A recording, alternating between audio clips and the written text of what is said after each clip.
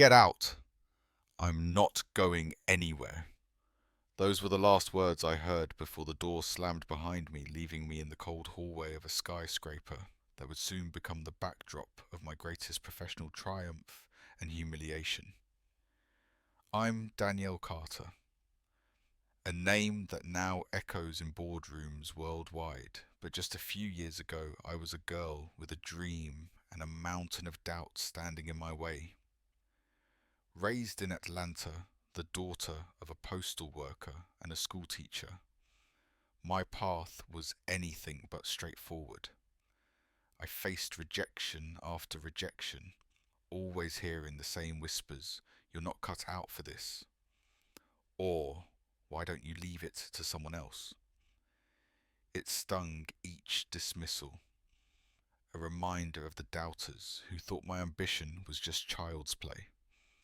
I watched as countless others got opportunities I was consistently passed over for simply because of who I am, a black woman in a room filled with men who didn't believe I belonged.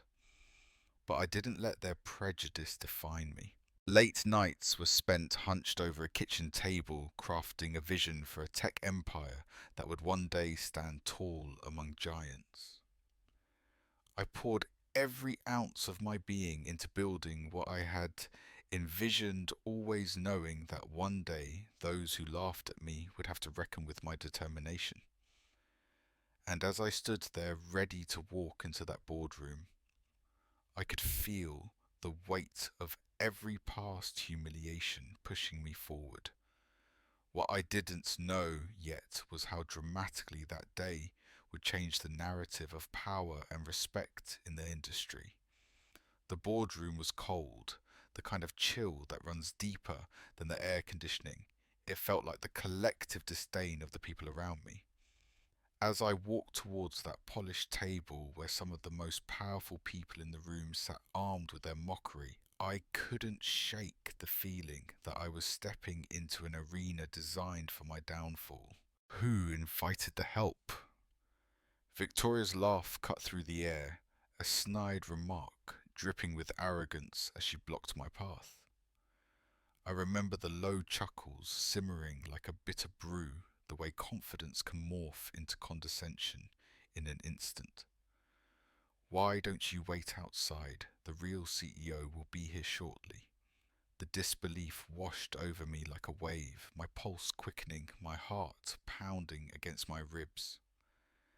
I'd built my empire from the ground up, not in a suit borrowed from someone else's dream, but from sleepless nights and bare-knuckle grit. Every investor who had laughed in my face, every moment I had been mistaken for someone who didn't belong, was brewing in that very moment. I had come too far to let their ignorance define me. "Excuse me." My voice cut through the laughter, steady, unwavering. "I am the CEO."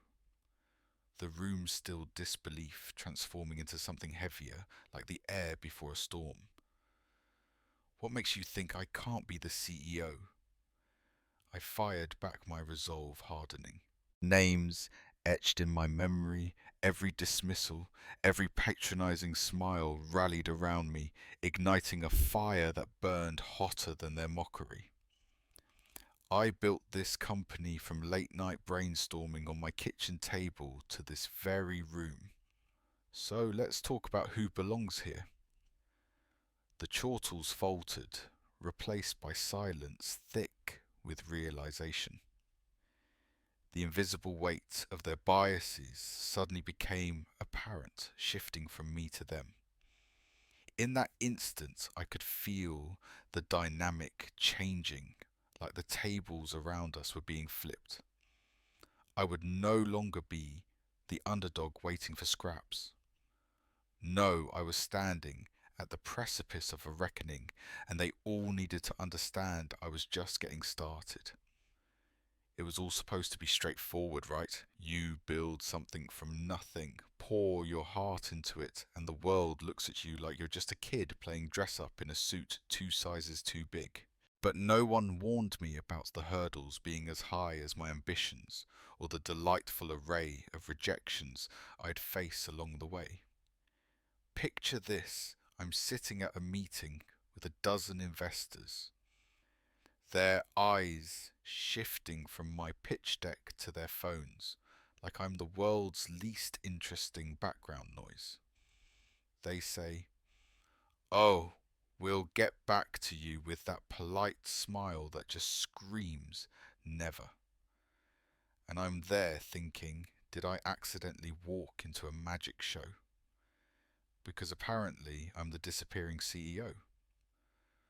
Poof, gone, every time I try to step into those boardroom shoes. And then there's the delightful reality of being mistaken for the intern again. Walked into a tech conference and someone tried to hand me a coffee instead of a contract. I don't know what's more offensive, the fact they saw me as a barista, or that they somehow thought I'd serve it with a smile.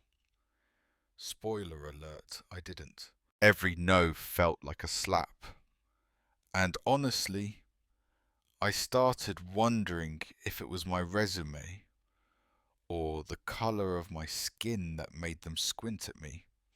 Yet amid the chaos, there's a spark, call it stubbornness or audacity, but every rejection, every weight outside becomes a fuel. So there I am, the underdog with a high-tech slingshot. I'm gearing up to prove that breaking down barriers isn't as clean-cut as a blooper reel, but often involves dark moments, awkward chuckles, and just a dash of sarcasm. They might think I just go home and cry into my ice cream, but no. I'm ready for my moment, and oh boy, they aren't ready for what comes next.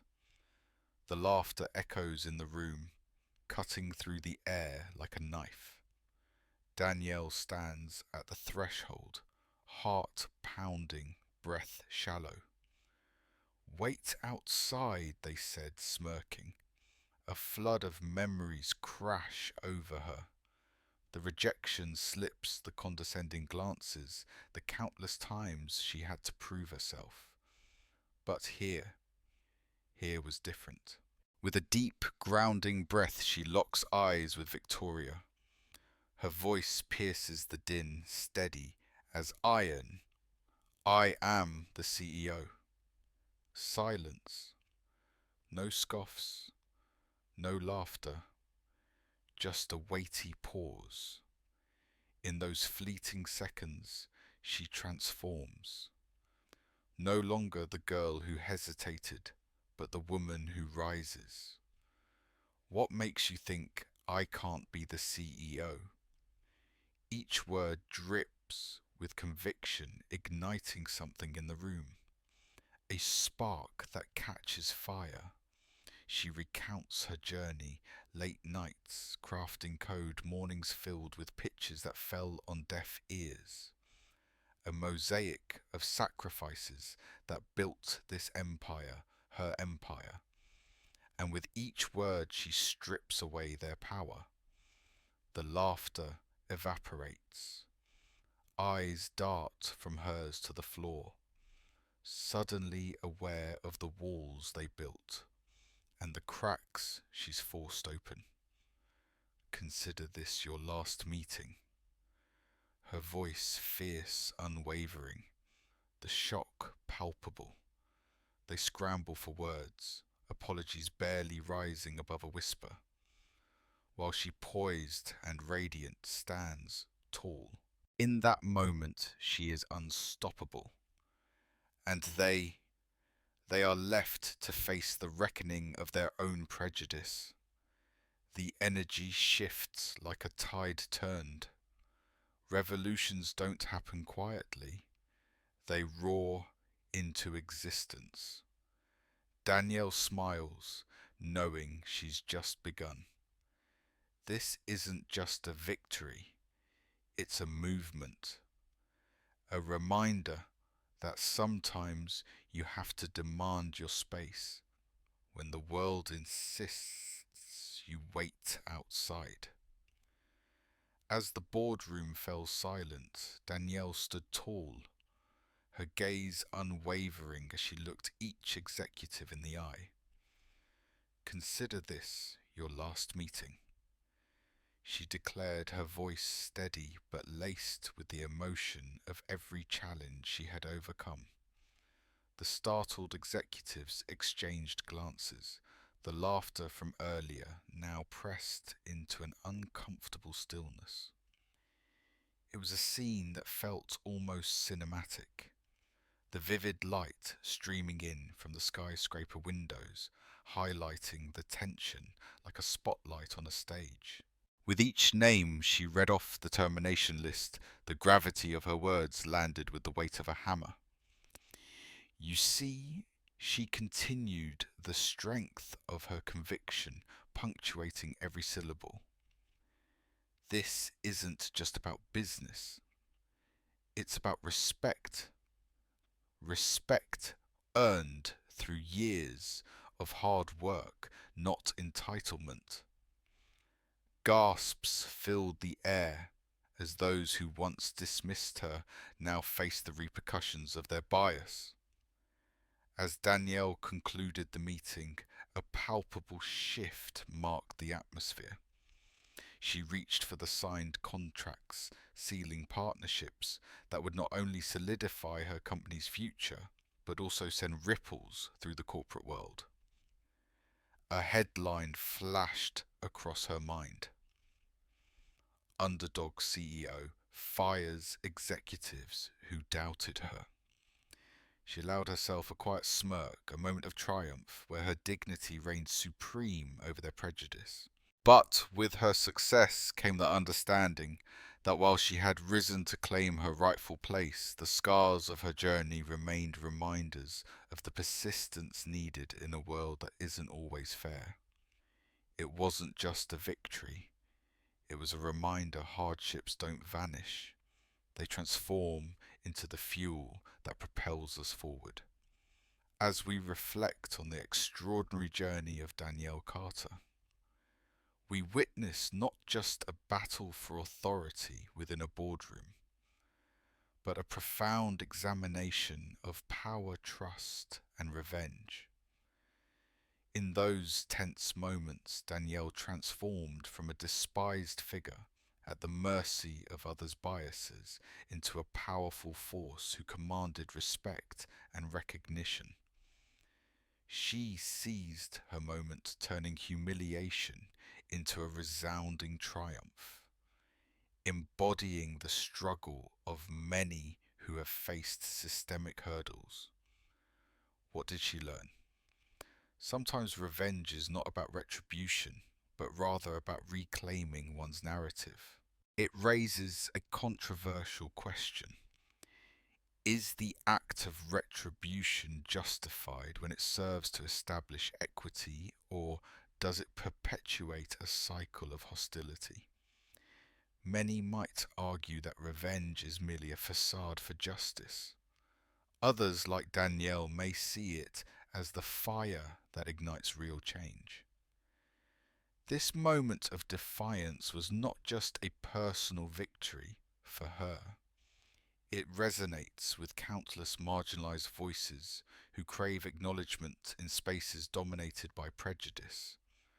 We must ask ourselves, when faced with dismissal, do we take a step back or do we step forward and claim our rightful space?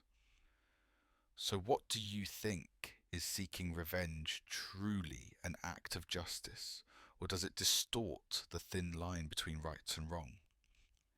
Share your thoughts and experiences in the comments below. Your voice matters. Together, let's challenge the narratives that seek to silence us. After all, in the face of adversity, it's not just about standing tall, it's about inspiring others to rise alongside us.